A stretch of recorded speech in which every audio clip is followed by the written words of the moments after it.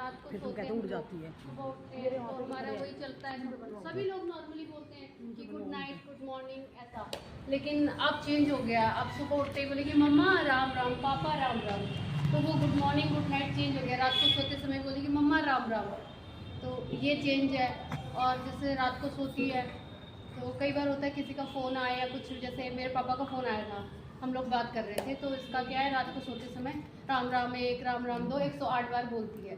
तो वहाँ पे बात नहीं करेगी, बोले कि अभी पे मेरे को डिस्टर्ब नहीं करो। वो बोल के ही सोएगी उसको, चाहे वो जब भी सोए, सोने का टाइम फिक्स नहीं है, लेकिन उसको बोल के ही सोएगी। रात को 108 बार बोलेगी। फिर मन में गायत्री मंत्र बोलेगी, जैसे बोलते जोर से नहीं बोलते बेटा, तो फिर उसको मन में बोलेगी, फिर उसके बाद सो जाएगी। सुबह भी बोलती, पता नहीं क्या बोलती, वो तो मैंने मन में बोलती है ऐसा करके, क्या बोलती मालूम नहीं, गायत्री मंत्र बोलती है, कर्पूर गरम क्या जो भी बोलती है, सुबह उठ के भी बोलती है। तो है अभी। और स्कूल के लिए या छुट्टी वाले दिन उठती नहीं थी सुबह, 10-11 बजे तक नहीं उठती थी। लेकिन आप क्या, मम्मा सुबह मुझे मंदिर जाना है, तो अपने आप कई बार तो 4 बजे उठ के बैठ जाती है, मम्मा क्या टाइम हो गया, आज मुझे मंदिर जाना है। मतलब बहुत सारे बदलाव हैं, एक मतलब है मन में। हाँ चलो। और एक वाक्य बताती हूँ आपको मैं, कि ऐसा बोलना नहीं चाहिए, लेकिन स्कूल में जैसे सभी धर्म में, तो स्कूल में प्रोग्राम हो रहा था, तो उसमें एक पंडित जी बने थे। अब पंडित जी ने कुछ अपना बोला होगा हमारा मंत्र वगैरह, तो इसने सुन लिया। तो फिर एक मौलवी जी बने थे, उन्होंने कुछ बोला, कह रही मम्मा मैंने उनका नहीं सुना। पता नहीं, ऐसा हमने सिखाया नहीं। ज्यादा नहीं निकलेगा, मुझे ये भी पता है। मेरे ख्याल से 4 या 5 बार में निकल जाए तो गनीमत है। तो जिसके मुंह से राम का नाम नहीं निकलता है और जब निकालना भी नहीं चाह रहा है, ऐसे मनुष्य को भगवान क्या बना के भेजते हैं, गूंगा बना के भेज देता है। तो करता रहता है, आपने देखा होगा। अब हम आते हैं हाथों पे। हाथ किसके लिए दिए तो बताएगा? हाँ, हाथों की शोभा घड़ी पहनने से, सोने की अंगूठी पहनने से, इनसे नहीं है। हाथों की शोभा होती है सेवा करने से, माता पिता की सेवा करने से, दान करने से, पुण्य करने से, तब हमारे हाथों की शोभा बताई गई है। और जो मनुष्य दान नहीं करता, पांव नहीं छूता, अपने हाथों से अच्छे कर्म नहीं करता, ऐसा मनुष्य अगले जन्म में लूला बन के आता है। उसके हाथ आपको टेढ़े मेढ़े मिलेंगे। आपने देखा होगा रास्ते में बहुत प्राणी आपको दिखते हैं। अब हम आते हैं पांव पे। पांव की शोभा किससे होती है? अब आप बोलोगे जूते पहनने से होती है, बढ़िया जीन्स पहन ली उससे होती है। उससे कुछ नहीं हो रहा, जीन्स वीन्स से नहीं होती पैरों की शोभा। पैरों की शोभा कहां से होती है? तीर्थों में जाने से, गुरुद्वारों में जाने से, सत्संग में जाने से, कीर्तन में जाने से, जहां धार्मिक कार्य हो रहे हैं, जहां पे धार्मिक स्थल है, जहां पे भागवत की कथा हो रही है, और अगर वहां पे हमारे पांव आ जाए तो हमारे पांव बड़े भाग्यशाली माना जाता है। और जो मनुष्य इन चीजों से मन चुराता है, आपने देखोगे कहीं सत्संग कीर्तन भजन कथा होते तो मनुष्य वहां जाता भी नहीं है। तो ऐसा मनुष्य अगले जन्म में लंगड़ा बन के पैदा आता है। देखो मैंने तुम्हें सारी चीजें बताई। अब आओ पूरे शरीर में, मनुष्य रूपी शरीर हमें कब प्राप्त होता है? तो बताएगा कितनी लाख योनियां है? महेश ऋषि वाल्मीकि। ओके, ताली और उसी प्रकार रामचरितमानस किसने लिखी थी पता है? गोस्वामी तुलसीदास जी ने। वो जो अभी इन्होंने बताया था ना, रामचरितमानस, हनुमान चालीसा, बजरंग बाण और ऐसे कई काव्य गोस्वामी तुलसीदास ने भी लिखे थे। और रामायण में भगवान राम की भक्ति का रस है। और आपको पता इससे भी पहले रामायण लिखी गई थी। ये बहुत गुप्त ज्ञान है, ये बहुत कम लोगों को पता है। सबसे पहले रामायण का नाम था हनुमत रामायण। हनुमत रामायण था। जब रामायण समापन हो गई थी, जब युद्ध समाप्त हो गया था, सब कुछ हो गया था, तो हनुमान जी ने अपने बड़े बड़े नाखूनों से एक चट्टान पर पूरी रामायण लिखी। भगवान राम का जन्म अयोध्या हुआ, सीता माता का इधर हुआ, इतने दैत्य मरे, दंड कार्यमंड में ये हुआ, ऐसे हुआ, वैसे हुआ, पूरी रामायण उन्होंने पत्थर की विशाल शिला चट्टान पे लिख दी। लेकिन उनको ये बताया देवर्षि नारद ने कि हनुमान जी तुम यहाँ पे अपनी रामायण लिख रहे हो, वहां पे वाल्मीकि जो है वो रामायण लिख रहे हैं, भाई वाल्मीकि जी भी तो लिख रहे हैं। अब आने वाले फ्यूचर में किसकी रामायण को उपाधि मिलेगी? अब हनुमान जी ने जब ये सुना तो हनुमान जी वाल्मीकि जी के पास गए, उन्होंने उनको प्रणाम करा, उन्होंने बोला हे वाल्मीकि जी मुझे क्षमा करना, मुझे नहीं मालूम था कि आप भी रामायण लिख रहे हो, और उधर मैंने पूरी रामायण लिख दी है। अब आपको मेरे साथ चलना पड़ेगा। वाल्मीकि जी कहते हैं कहाँ, क्या मेरे कंधे पे बैठो। हनुमान जी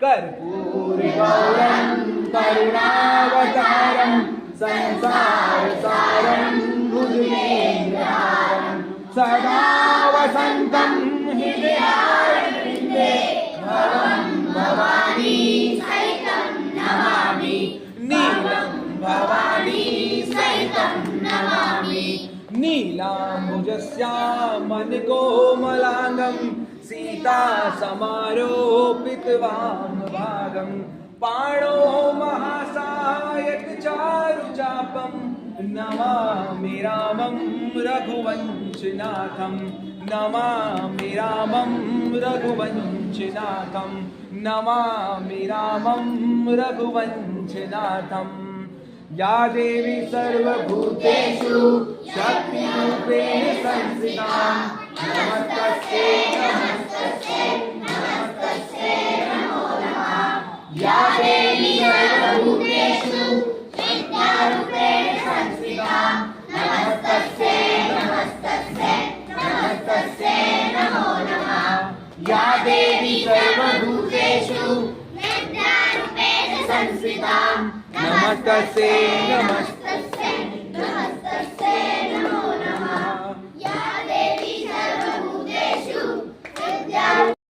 किसी को अपनी पढ़ाई का भी हो सकता है कि मैं तो बहुत होशियार हूँ, सामने वाला बुद्धू है, इसको कुछ नहीं आता, तो कभी भी आपको अपने मन में ये धारणा नहीं आनी चाहिए। और दूसरी बात, इस दुनिया में आपको कोई टेढ़ा भी मिलेगा, कोई टेढ़ा होगा, चलो एक यहाँ की भी बना दूं, कोई नेत्रहीन होगा, कोई गूंगा होगा, कोई लंगड़ा भी होगा। ऐसे आपको प्राणी नजर आते हैं, उसको देख के आपको दुख भी होता होगा कि प्रभु ने इसको कैसा बना दिया। लेकिन आपको ये नहीं मालूम कि वो प्रभु ने उसको नहीं बनाया, वो उसके कर्मों ने उसको बनाया। कर्मों की गति प्यारी, आप जैसे कर्म करोगे वैसे ही फल को पाओगे। अगर आंगन में आम का पेड़ उगाओगे तो उसमें आम ही उगेगा, अगर कांटे का उगाओगे तो उसमें कांटा ही उगेगा। ऐसा नहीं होगा कि कांटे का उगाया तो उसमें आम आ जाएगा। तो सारा खेल कर्म का है। कर्महीन नर पावत नहीं। जो मनुष्य कर्महीन होता है और बिस्तर में लेटे लेटे सपने देखता है, आजकल बहुत जनरेशन ऐसी है, होते नहीं, बिस्तर में सोने सपने देख रहे हैं, काश मेरे हाथ में ये हो जाए, काश मेरे को ये मोबाइल मिल जाए, काश मेरे पापा का इतना बड़ा घर होता, काश मेरे पापा के पास इतनी बड़ी गाड़ी होती। सपने देखते हो ना बिस्तर में, लेकिन सपने देखने में कुछ नहीं होगा। दुर्योधन ने क्या कहा कि मैं इनको एक सुई के बराबर की नोक के बराबर जमीन नहीं दूंगा। तो बच्चों कहानी यही है कि कभी भी अपने मन में ये मत पालना कि ये काला है या ये गोरा है। कभी किसी का मजाक में मत उड़ाना, ध्यान रखना। हो सकता है आप किसी काले के आगे बैठे हो, आप 4 लोगों से बोलोगे इसका काला है, ये कभी अपने मन में नहीं आना देना। अभी वो काला है, हो सकता है 10 दिन बाद तुम काले हो जाओ, कुछ पता थोड़ी है। अभी अगले ही 5 मिनट बाद क्या हो जाए कुछ पता है? पता नहीं, पता ना। अभी टर्किश में क्या हुआ था, सुबह 10 मिनट के लिए भूकंप आया था, 50,000 लोग मारे गए, मर गए ना सारे। 5 मिनट को भी लेके आना। अच्छा एक बार बताइए आप, हाँ बताइए, क्या ही बताइए। आपका बच्चा आ रहा है, कोई पैसा वैसा किसी ने कुछ लिया? जाना ही तो अंदर जा। नहीं ये तो बात ही नहीं हुई। नहीं मैं जाओ ना, नहीं नहीं चल, अरे जाओ ना, ये बनाएगा और हम सब चले जाएंगे। कहाँ गए वे? छोड़ो, जाओ जाओ जाओ ना, आ रही हूँ मैं, आ रही हूँ, चलो। ये है सुमित भाई, कहाँ गए?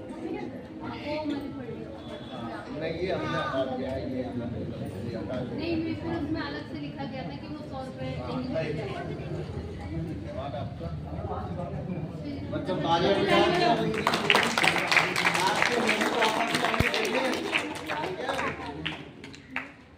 अपने मम्मी पापा को लेके आएंगे, ठीक है? ये फार्म जमा होगा क्लास में तभी आया जाएगा जब ये फार्म कंप्लीट होगा, ठीक है? आपके गले में जो है ना आई कार्ड होना चाहिए। पहचान होनी चाहिए, बाल क्लब के बच्चे हैं, ठीक है।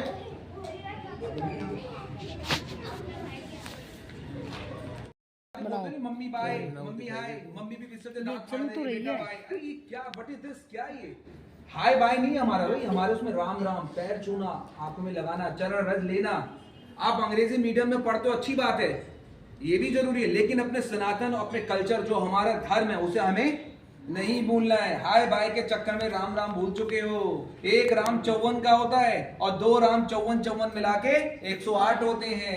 2 बार राम बोलोगे तो 108 की माला खुद ब खुद बन जाएगी। हम तो घर में 108 बार जपते हैं, लेकिन कलयुग केवल राम आधारा, सुमिर सुमिर न।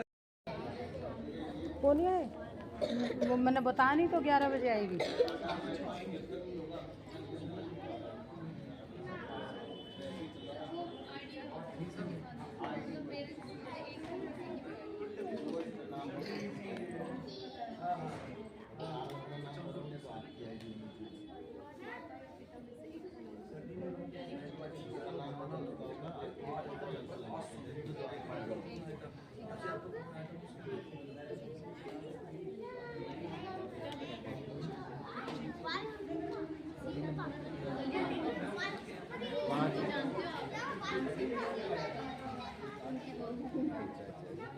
पंडित जी की